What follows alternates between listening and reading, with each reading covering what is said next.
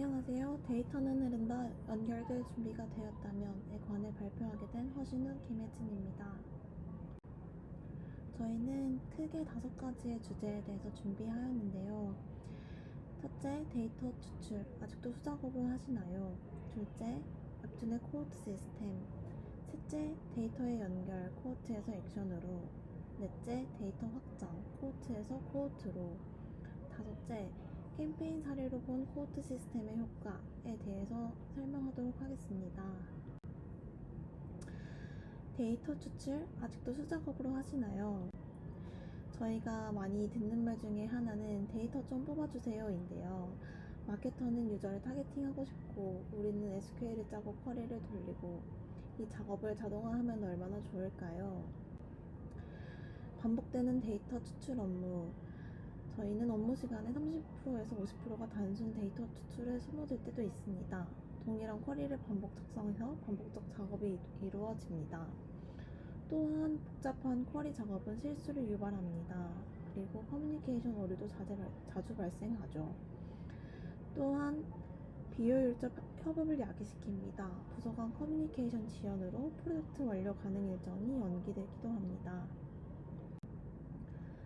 마케터의 유저 타겟팅 니즈는 점점 고도화되고 있습니다. 마케터들은 점점 더 정교한 사용자 세그먼트를 원하고 끝없는 A/B 테스트를 통해 다양한 시나리오에 따른 데이터 추출 요청이 증가하고 있습니다.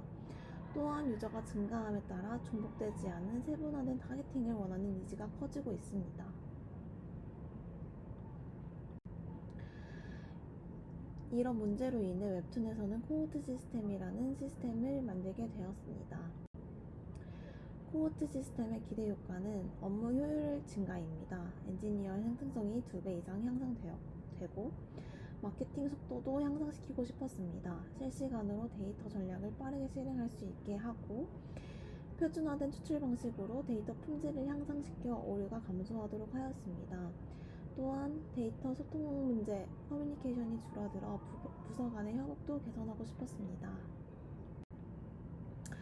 현재 저희가 만든 코호트 시스템은 일간 100명 이상의 사용자 수, 그다음에 100%의 액션 중심, 단순 조회가 아닌 실행 지향적 시스템이고 매일 평균 70개 이상의 코호트가 생성되고 있고 700개 이상의 코호트 데이터가 생성되고 있습니다. 코호트 시스템은 다음과 같은 구조로 이루어져 있습니다. 원하는 형태로 템플릿을 생성 요청하여 만들어진 정의된 템플릿, 해당 템플릿을 조합하고 다중 조건 필터링을 설정한 코호트, 10분 이내로 해당 코호트를 기반으로 생성되는 데이터, 그리고 직관적인 인터페이스입니다. 첫째, 템플릿 생성 요청. 사용자는 원하는 형태로 템플릿을 요청하게 됩니다. 요청 내용을 자세하게 적어주고 어떤 템플릿을 원하는지 데이터팀에 요청하게 됩니다. 해당 요청 조건에 맞게 애널리틱스 엔지니어링 팀에서 요청자 조건에 맞는 쿼리문을 생성하여 저희 팀에게 전달 주십니다. 전달받은 쿼리 및 파라미터에 맞추어 템플릿을 생성하게 되는데요. 여기서 유저가 원하는 필드를 입력받을 수 있도록 파라미터를 생성하게 됩니다. 후에 템플릿이 만들어지면 사용자는 원하는 템플릿들을 조합하여 원하는 세그먼트 조합을 생성할 수 있게 됩니다. 이걸 저희는 데이터 세그먼트 생성이라고 부릅니다. 후에 유저는 데이터를 생성하여 다운받거나 원하는 형태, IDS 또는 브레이즈로 연동할 수 있습니다. 다시 정리해보면 유저는 원하는 형태로 템플릿 생성 요청을 할 수 있습니다. 자신이 생성한 템플릿이 아니더라도 등록된 템플릿이면 누구나 사용이 가능합니다. 유저가 생성 요청을 하면 요청 조건에 맞게 템플릿을 쿼리하고 해당 쿼리 기반으로 엔지니어가 템플릿을 생성하게 됩니다. 그리고 나서는 생성된 템플릿을 사용하여 원하는 세그먼트 조합을 만들고 해당 조합으로 만들어진 데이터 세그먼트를 가지고 원하는 플랫폼에 연동할 수 있습니다. 아마 엔지니어 분들이 가장 궁금해하시는 부분이 코호트 시스템에 대한 아키텍처일 텐데요. 지금부터는 아키텍처를 한번 소개해 보도록 하겠습니다. 저희는 템플릿 메타를 가지고 있는 DB가 있습니다. 어드민에 들어가면 해당 DB를 통해 템플릿을 로드 및 생성하게 됩니다. 후에는 유저가 코호트를 생성하게 되면 코호트 메타가 생성되어 코호트 메타 DB에 저장하게 됩니다. 이후에 스파크 스케줄러에 의해 이 DB에 있는 코호트 상태가 업데이트 되게 되어 있습니다. 다음은 코호트 생성 요청입니다. 저희는 크게 유저에 의한 직접 생성 또는 IDS 연동을 통한 생성 요청이 있는데요. 코호트에서 메이크 데이터 버튼을 누르거나 브레이즈 연동 버튼을 누를 시에 어드민에서 서브밋 API로 호출하여 데이터 생성 요청을 하게 됩니다. 또한 저희가 말하는 IDS 어드민에서 코호트를 선택하여 1회 혹은 배치성으로 데이터를 생성 요청할 수 있습니다. 생성 후에는 코호트 상태값을 콜백으로 전달받아 저희가 완료 알림을 주게 됩니다. 또한 저희는 GAM과도 연동이 되어 있는데요. GAM의 경우는 젠킨스에 저장된 배치로 데이터를 생성 요청합니다. IDS와 마찬가지로 생성 후에는 코호트 상태값을 콜백으로 전달하여 GAM 서버에서 완료됨을 알 수 있도록 합니다. 다음은 코호트 데이터 메타 생성인데요. 코호트 세그먼트 데이터 메타 테이블에 데이터 생성 요청 메타가 추가되며 리비에서 전달된 배치 ID, 코호트의 번호인 리퀘스트 ID, 코호트 생성 정보인 에파람이 생성 업데이트 되게 되어 있습니다. 추후 이 테이블의 스테이트를 보고 스케줄러가 워커에 잡을 할당하게 됩니다. 다음은 스케줄러인데요. 스케줄러는 코호트 세그먼트 데이터 메타 테이블의 스테이트를 보고 스케줄러가 워커에 잡을 할당하게 됩니다.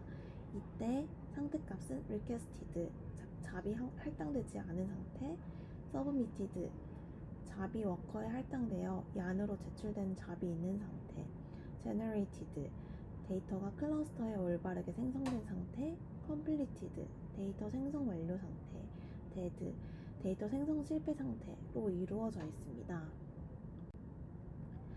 코호트 상태를 확인하여 스케줄러는 워커에 잡을 부여합니다. 스케줄러가 워커의 팟을 순회하여 아이들한 상태인지 확인하게 되고 워커 팟이 아이들할 경우 워커에 잡을 부여하게 됩니다. 워커에서는 한 번에 한 요청만 처리하도록 설계되어 있습니다.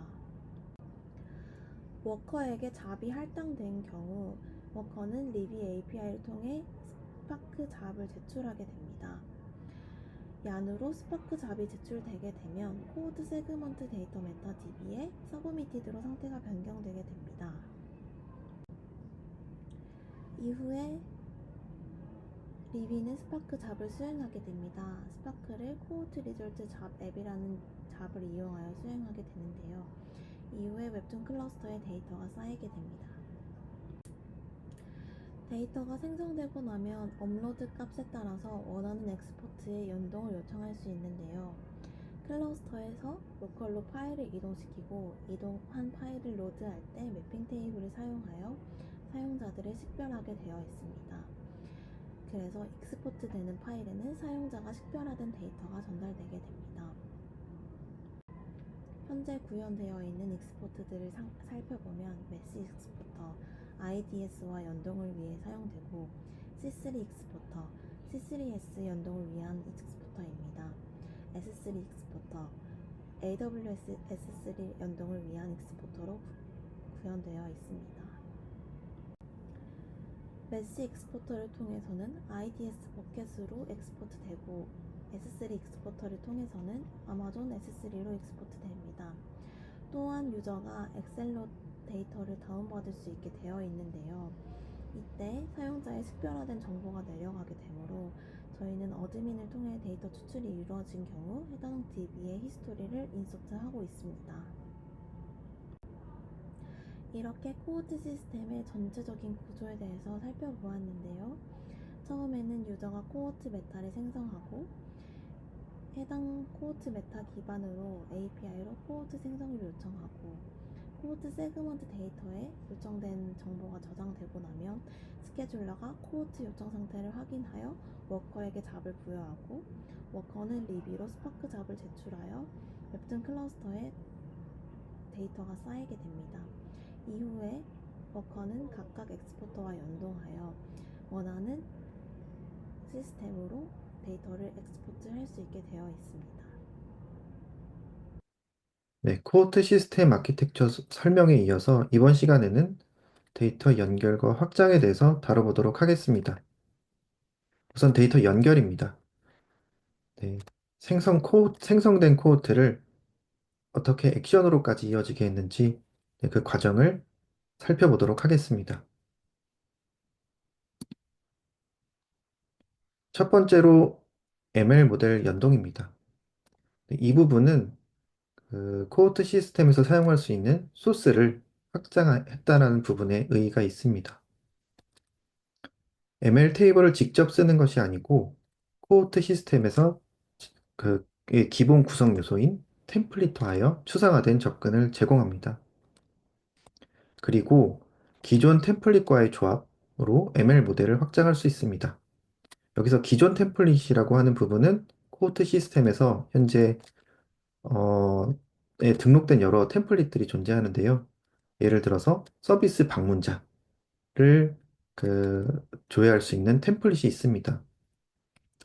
이러한 템플릿에다가 PU 자연 전환 가능성이 높은 유저를 ML 모델로 갖고 있고 해당 모델에 대해서 템플릿화 한다라고 하면 이 둘을 예외 조건으로 조합할 수가 있습니다. 이렇게 하여 네, 캠페인을 할 때 PU 자연 전환 가능성이 높은 유저는 네, 제외하여 어, 비용을 줄인다든지 하는 여러 가능성을 얻을 수 있습니다.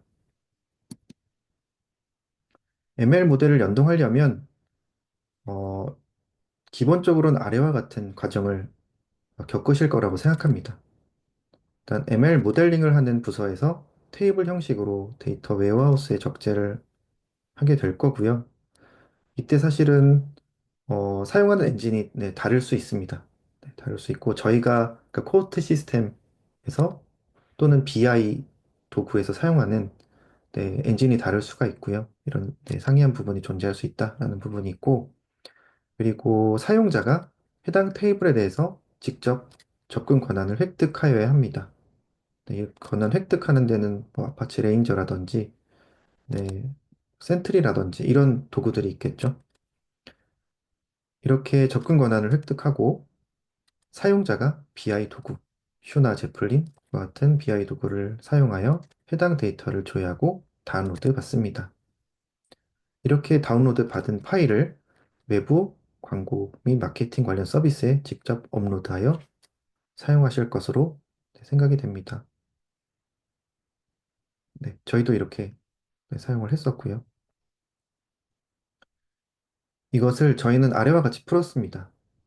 특정 모델 데이터에 대해서 조회 템플릿을 추가합니다. 네, 이후 화면에서 템플릿 추가하는 화면을 설명을 드리도록 하겠습니다. 그리고 사용자 계정이 아니고 서비스 계정으로 해당 테이블에 대한 접근 권한을 확보합니다. 이러면 사용자가 직접 권한을 확보할 일이 없고요. 그리고 코호트 시스템에서 생성된 코호트에 대해서는 아래와 같이 외부 연동을 지원하고 있습니다. 이 각각에 대해서는 네, 이어서 데이터 연결 섹션에서 이어서 계속 소개를 해드릴 네, 예정입니다. 네, 모델 연동 예시고요. 아래 화면과 같이 템플릿을 등록할 수 있습니다. 이 템플릿 쿼리라고 하는 부분이 있는데요. 이 부분 좀 가려져 있긴 한데 이 부분에 다이나믹 쿼리로 해당 테이블을 네, 접근하는 네, 쿼리를 작성합니다.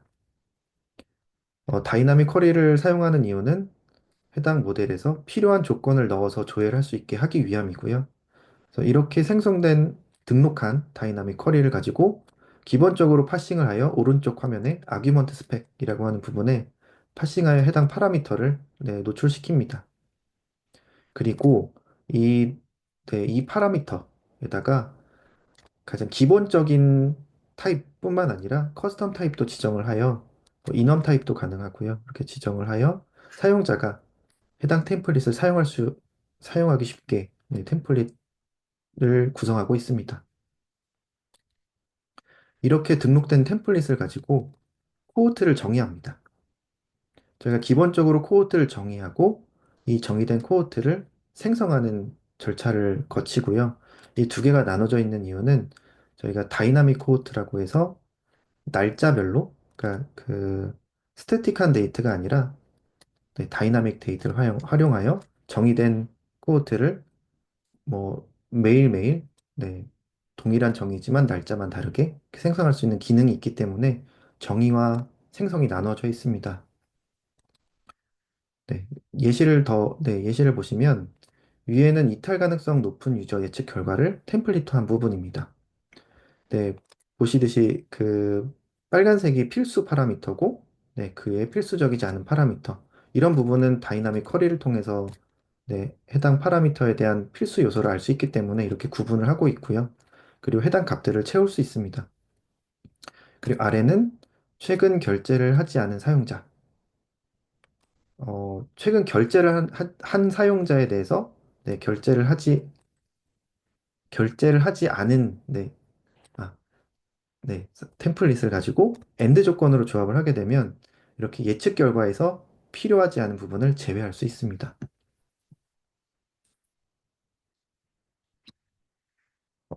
이 네, 코호트 시스템에서 ML 모델에 대한 테이블을 접근을 하게 되는데요. 앞서 설명드렸던 부분 중에 이 ML 모델을 생성하기 위한 그 쿼리 엔진이 있고, 코호트 시스템에서는 현재 임팔라 쿼리 엔진을 사용하고 있습니다. 그래서 이 두 엔진 간의 메타데이터 갱신이 필요한 상황이었고요. 저희가 처한 환경은 그 하이브 메타스토어랑 임팔라 카탈로그 간의 그 오토매틱 인밸리데이션을 지원하지 않는 환경입니다. 하여 이 그 임팔라 카탈로그에 업데이트를 하기 위해서 인밸리데이션 또는 네, 리프레시 명령을 수행해야 되는 상황이고요. 이럴 경우에 이 부분을 코호트 시스템에서 하는 부분이 아래와 같이 좀 어려움이 있다라고 생각을 했습니다. 그 특정 테이블에 대해서 그 메타데이터 갱신하는 권한, 인밸리데이션이라든지 리프레시하는 권한이 조의 권한과는 별도의 권한으로 존재합니다. 그래서 해당 권한을 획득을 해야 하는데 이 부분을 획득하는 부분이 어, 일반적이지 않다라고 생각을 했습니다. 이 권한이 그 기본적으로는 테이블 생성자에게 존재하고요. 그리고 추가적으로 테이블을 생성하고 추가할 때 임팔라에 바로 그 반영되기에는 일정 부분 소요 시간이 필요합니다. 그거를 저희가 갱신을 하고 바로 사용하기에는 어느 정도의 대기 시간이 필요하기 때문에 수초라도 대기 시간이 발생하기 때문에 이 부분을 바로 데이터로 조회하기 위해서는 생성자 측에서 데이터를 추가하는 시점에 갱신하는 것이 좋다라고 판단을 했습니다. 하여 데이터 생성자. 지금 같은 경우는 ML 모델링을 하는 부서, 저희 같은 경우에는 부서의 갱신 전체를 위임하였습니다. 네, 이번 부분은 이렇게 생성된 코호트를 가지고 외부의 서비스로 연결하기 위한 부분을 다뤄보려고 합니다. 공통적으로 아래와 같은 절차가 있고요. 네, 코호트 시스템에서 코호트 생성 요청을 하고 그리고 생성된 데이터를 다운로드 받고요. 그리고 이렇게 다운로드 받은 파일을 외부 서비스의 특정 액션에 대해서 업로드를 하게 됩니다. 이 부분에서 가장 우려가 되는 부분은 개인정보가 로컬에 저장된다는 부분이고요. 이 부분을 저희는 직접 다운로드 받지 않도록 네, 내부 절차로 내재화하여 이 부분을 해소하였습니다. 네, 연결 대상에 대해서는 하나씩 다뤄보도록 하겠습니다. 첫 번째로 아이데스입니다. 어, 아마도 생소하실 텐데요. 이게 저희 네이버 웹툰 내에서 사용하고 있는 인스턴트 데이터 스토어입니다. 그래서 영속성 있는 데이터 스토어로 만들어진 데이터에 대한 저장 공간을 제공합니다. 네, 뭐 고성능, 고가용성 뭐 이런 특징을 갖고 있고요. 그 저희가 IDS에서 주로 연동하면서 활용했던 기능 중에 하나는 데이터셋 자동 교체 기능입니다. 그 스케줄링을 해서 그 저희 쪽에 코어트 시스템 쪽에 데이터 생성 요청을 할 수가 있고요. 저희가 생성이 실패할 가능성도 존재할 수 있기 때문에 그러면 기존에 있던 데이터를 유지하면서 해당 데이터를 제공하는 그리고 신규 데이터로 연동이 될 경우에는 이걸 자동 교체하는 네, 그런 기능을 갖고 있습니다. 네, 넌스탑 네, 스위칭을 제공하고 있어서 이 부분이 저희한테는 그 네이버 웹툰 내 서비스에 연동하기에는 최적이라고 판단을 했습니다.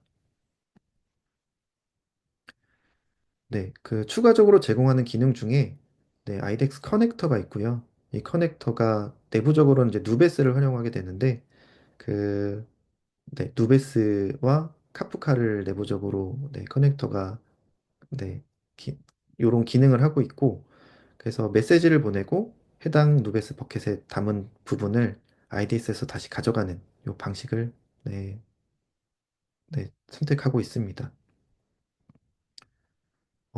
이렇게 IDS 연동을 하게 되면 그 오른쪽 아래 그림에 보이시는 것처럼 네, 그 네이버 웹툰 내 서비스에 네, 시스템과의 연계를 빠르게 할 수 있습니다. 네, 절차를 보시면 IDS 어드민 이제 뒤에 화면에서 보여드릴 건데요. IDS 어드민의 코호트 시스템에서 정의한 코호트를 선택하고 일정 등록을 할 수 있습니다. 그리고 이렇게 등록된 일정에 따라서 IDS에서 코호트 시스템에 생성 요청을 하게 되고요.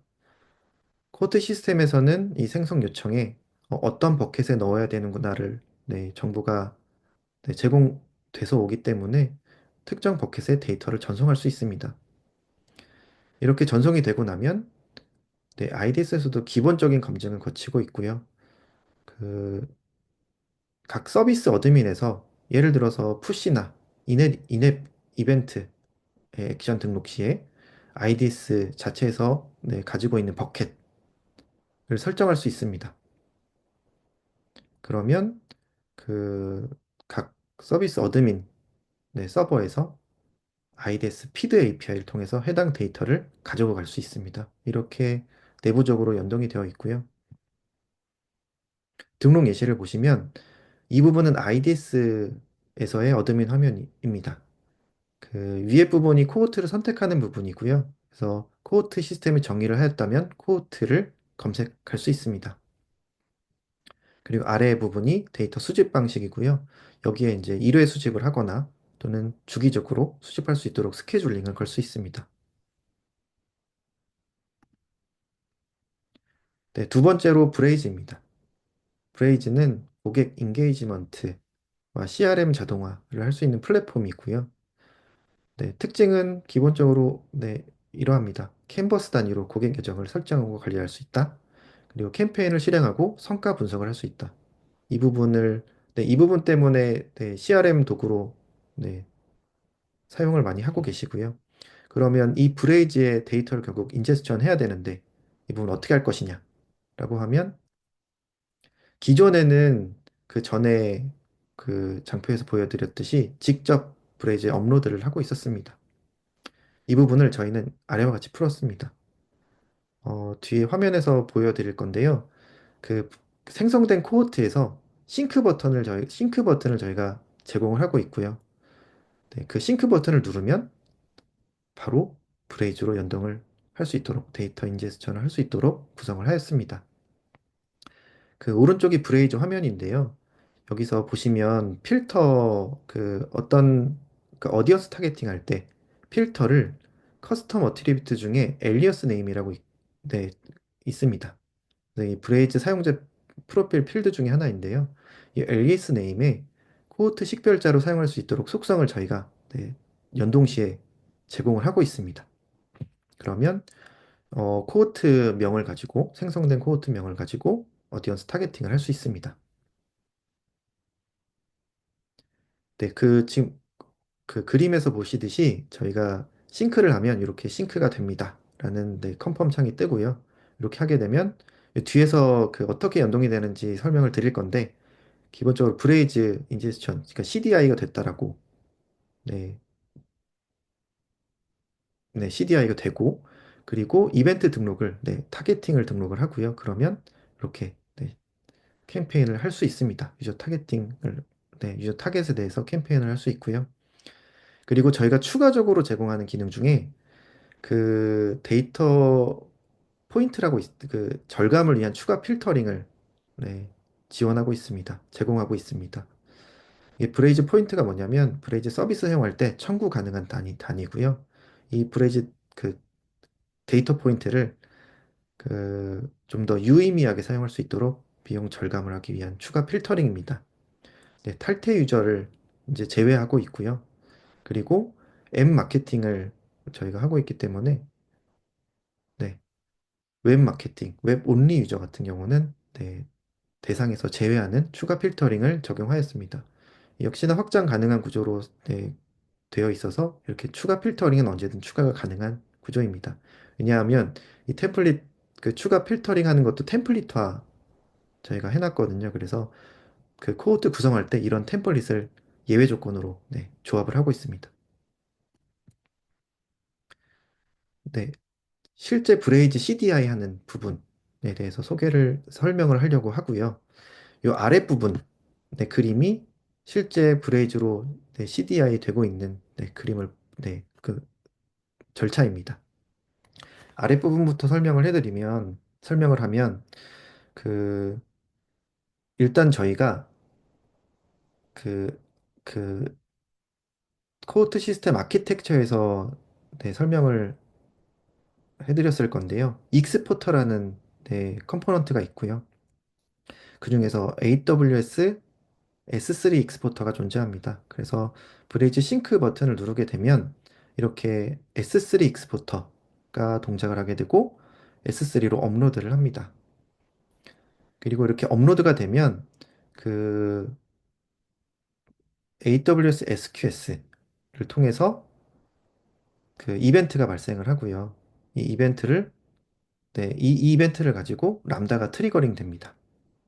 그러면 이 트리거링 된 람다가 그 레드시프트에다가 해당 데이터를 네, 테이블 형식으로 적재를 합니다. 그리고 이렇게 적재된 데이터를 가지고 뭐 내부적인 동작이 더 있긴 한데요. 이게 저희가 사용자의 여러 세그먼트가 존재하면 특정 사용자에 대한 세그먼트를 그 목록을 추리는 과정이 더 있긴 한데 그 부분은 생략을 하고요. 네, 설명을 생략하고 일단 이렇게 테이블이 사용자와 세그먼트의 속성으로 적재가 되었다. 레드시프트에 적재가 되었다라고 하면 이벤트 브릿지를 통해서 스케줄링을 합니다. 네, 일정 네, 주기로 람다를 호출할 수 있도록 구성을 하였고 이 람다 앞에 람다는 다른 람다고요.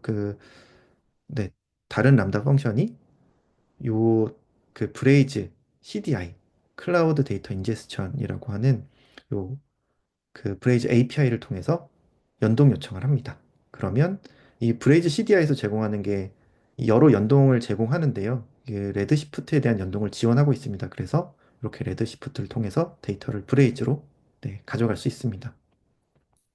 그러면 저희가 사실은 이 브레이즈로 연동이 완료되었다. 각 그 연동 포인트로 연동이 되었다를 사용자가 인지를 해야지 브레이즈 쪽에서 실제 캠페인을 하실 수 있을 거잖아요. 그래서 이 부분에 대한 그 컴플리션 모니터링도 위와 같이 네, 모니터링을 온전하게 할 수 있도록 네, 구성을 하였습니다. 사실 S3에 업로드하고 초기 버전은 S3에 업로드하고 완료 처리를 했는데요. 연동이 완료되었다라는 처리를 하고 있었는데 사실은 뒷부분에서 CDI까지 가는 과정 중에 브레이즈 CDI 가기 전에 네, 에러가 발생할 수 있고 그 과정에 시간 소요가 걸리는 상황도 생기기 때문에 이 부분에 대한 네, 온전한 컴플리션을 제공하기 위해서 네, 추가적으로 확장한 부분입니다. 이 부분 설명을 하면 그 일단 그 이벤트 브릿지를 통해서 역시나 주기적으로 그 브레이즈 CDI API를 호출할 수 있는 네, 람다를 하나를 만들었고요.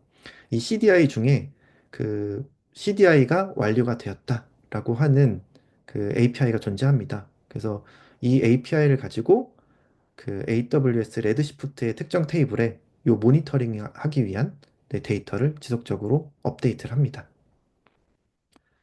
근데 이 부분도 사실은 그 CDI 할 때 그, 음, 브레이즈 CDI를 요청한 상황에서 레드시프트에서 가져가는 어떤 그 데이터 구간이 있는데요. 이게 그 정확하게 어디까지가 그 CDI가 되었는지에 대한 판단을 하는 로직이 좀 더 추가적으로 들어가 있긴 합니다. 조금 더 이게 확실하게 연동이 되었다를 알 수가 없는 그 API여서 저희가 조금 더 그 확실하게 연동이 되었다를 인지할 수 있도록 네, 내부 로직이 조금 더 네, 구성이 되어 있는데 이 부분은 혹시나 네, 관심이 있으시면 네, 네, 연락 주시면 네, 추가적인 설명 네, 해드리도록 하겠습니다. 그리고 이렇게 레드 시프트에다가 모니터링을 위한 네, 그 업데이트가 되면 이거를 그 이거는 이제 저희 파스타 람다를 사용하고 있는데요. 네, 파스타 람다에서 지속적으로 크론탭 네, 액션 트리거를 통해서 API 게이트웨이 앞에 API 게이트를 하나 붙여놨고요. AWS API 게이트를 붙여놨고 이 게이트웨이를 통해서 그 지속적으로 레드 시프트에 있는 상태 조회를 네, 하도록 구성을 했습니다. 그리고 이렇게 그 파스타 람다에서 해당 API, AWS API 게이트웨이를 통해서 조회한 내용을 코드 시스템 API에 최종적으로 업데이트를 하면 여기서 최종 완료 처리를 네, 하고 있습니다. 네, 이제 GAM 마지막으로 GAM 부분인데요. GAM은 광고 타겟팅에 관련된 네이버의 DMP입니다. 글래드 어디언스 매니저고요. 근데 주요 역할은 네, 데이터 컨트롤이 주요 역할이고 그리고 타겟팅을 만들기 위해서 원본이 되는 개인정보, 회원 데모, 네, 행태를 추정해서 만든 데이터들의 관리를 하고 있습니다. 그래서 저희는 사실 GAM까지만 연동을 하고 있고, 네, 이 해당 데이터를 네, 사용하는 부분이 이제 GFP에서 네, 실제 광고를 네, 노출하고 있습니다. 네, 저희가 이렇게 연동한 이유는 그 광고 타겟팅 할 때도 저희가 코드 시스템을 활용하면 더 세그먼트를 정교화할 수 있기 때문에 더 전환율이 상승할 때 할 수 있는 네, 효과를 가져올 수 있고요. 이렇게 정교한 타겟팅을 함으로써 전환율을 네, 네, 시키고자 이렇게 GA 연동을 하였습니다. 일단 기본적으로 모든 코호트가 GA 연동되는 건 아니고요. 그 GA 연동하겠다라고 네, 등록을 한 코호트에 대해서만 저희가 GA 연동을 하고 있습니다. 네, 구조를 보시면 그 구성 요소가 네, GM을 연동하기 위한 스케줄러가 네, 젠킨스로 구성이 되어 있고요. 그리고 코호트 생성을 하기 위한 코호트 시스템, 그리고 실제 GM 연동을 하기 위한 에지 타겟팅 시스템을 네, 별도의 구성 요소로 갖고 있습니다. 이 부분까지를 그 절차를 설명드리면 그 젠킨스를 통해서 스케줄링을 하고 있고 GM 연동 대상을 조회하고 해당 데이터 생성 요청을 코호트 시스템에다 하고요. 그러면 코호트 시스템에서는 코호트 생성을 합니다. 네, 생성을 하고 그럼 에지 타겟팅 시스템에서 그 생성된 코호트에 대해서 그 A라는 사용자가 여러 세그먼트에 포함될 수 있거든요. 그래서 이거를 위한 세그먼트 집계를 합니다. A 사용자가 어느 세그먼트에 해당한다 라는 집계를 하고 그래서 그렇게 파일을 생성합니다. 그리고 그 생성된 파일을 C3에다가 업로드를 하고요. 그리고 최종적으로 GAM 쪽에 세그먼트 갱신 요청을 하고 있습니다. 그 갱신 요청할 때 타입이 여러 가지가 있는데 머지 타입이 여러 가지가 있는데 저희는 어 그 오버라이트 타입을 선택했습니다. 뭐 어펜드 타입도 있고 한데 저희가 그 사용자가 세그먼트에서 빠질 수도 있기 때문에 이런 부분을 더 빠르게 갱신하기 위해서는 오버라이드 타입이 더 유효하다고 판단을 했고요. 그리고 GA 연동을 위한 파일이 크게 저희는 두 가지를 사용하고 있습니다. 기본적으로는 유저의 세그먼트 파일을 제공을 해야 하고요. 그래서 사용자 아이디와 사용자가 속한 세그먼트 아이디의 목록을 제공하고 있고, 추가적으로 세그먼트 메타데이터를 제공하고 있습니다. 이 부분은 이제 사용자 아이디에 세그먼트 명을 매핑하기 위한 목적이고요. 이렇게 이 세그먼트 메타데이터를 연동을 함으로써 네, 이 화면에서 보시는 바와 같이 네, GFD 어드민인데요. 오른쪽 아래 화면이.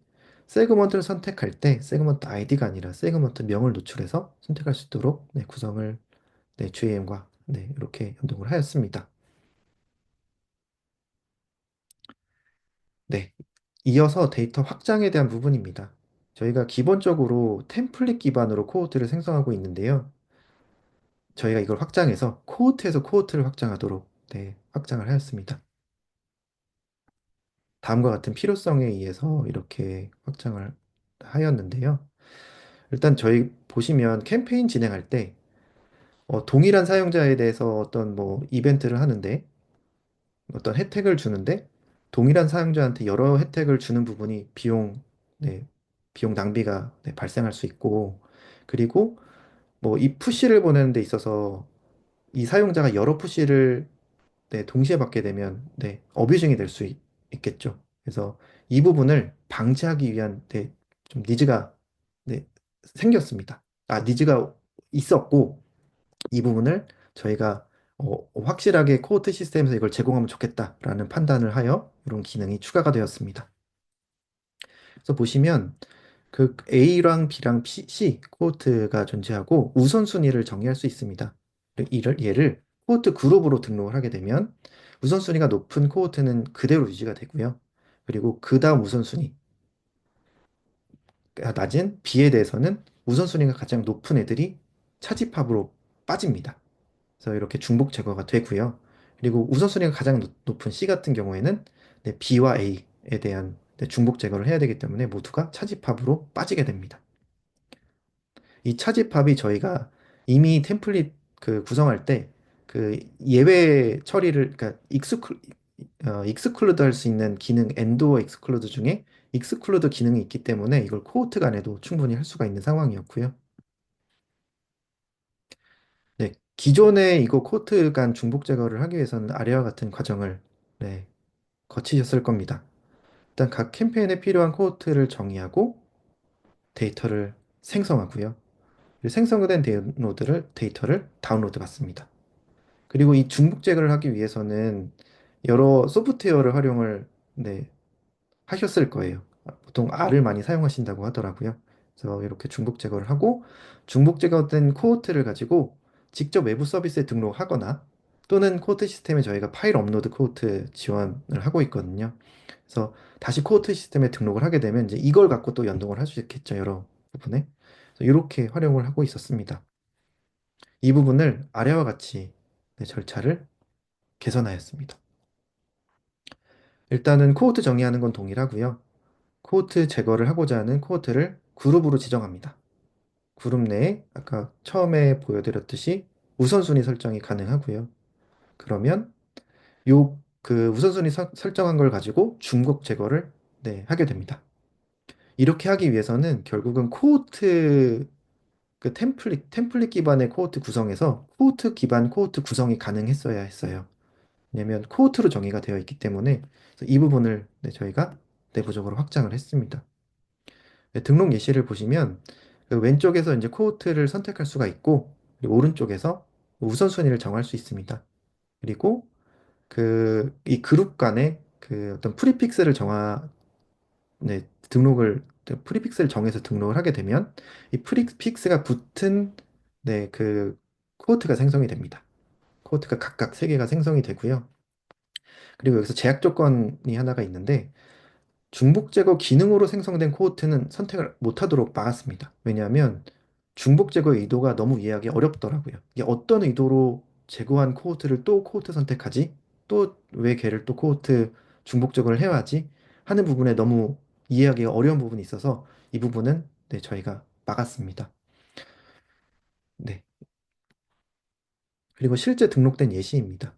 그러면 여기 보통 이제 템플릿이 등록이 돼 템플릿 간의 조합이 등록돼야 되는데 이 화면 보시면 코호트 간에 오리지널이 있고 원래의 원본 코호트가 있고 거기에 이제 우선순위 따라서 익스클루드 된 코호트가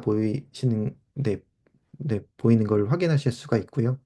이렇게 기존 코호트가 신규 코호트가 기존 코호트를 기반으로 정의가 됩니다.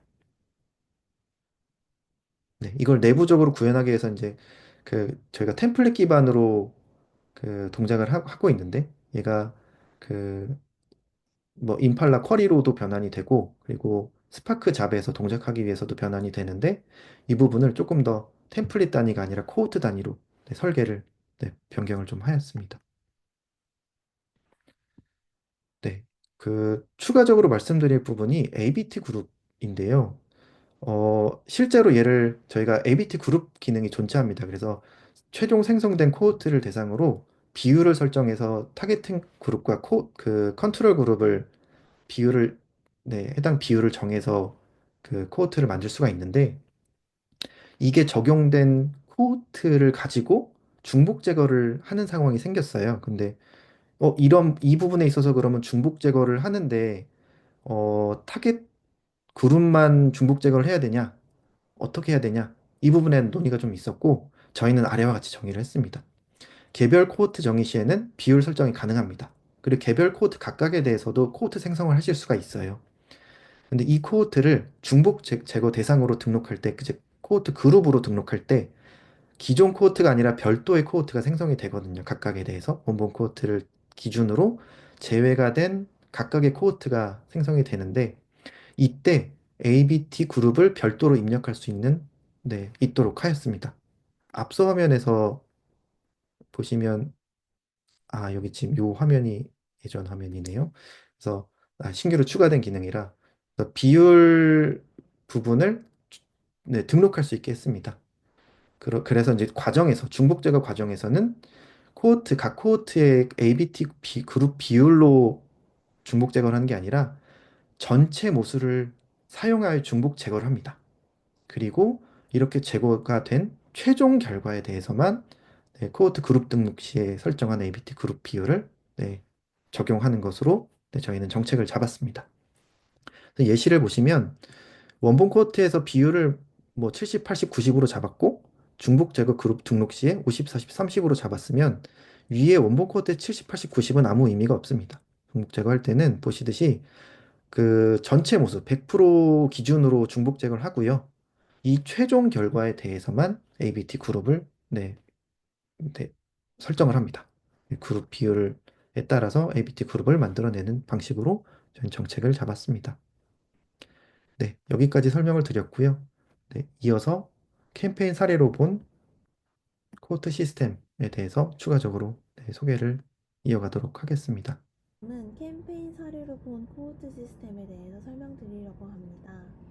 코호트 시스템은 어떻게 쓰여질지에 대한 시나리오를 준비해 보았는데요. 먼저 마케터가 연휴에 광고 수용도가 높은 유저, 의미는 오퍼월 유저이면서 동시에 RV 리텐션이 높은 유저로 정의되어 있습니다. 이탈할 것 같은 확률이 높은 유저들에게 푸시 알람을 보내서 이탈률을 낮추고 더 많은 작품과 광고를 보도록 하고 싶어 합니다.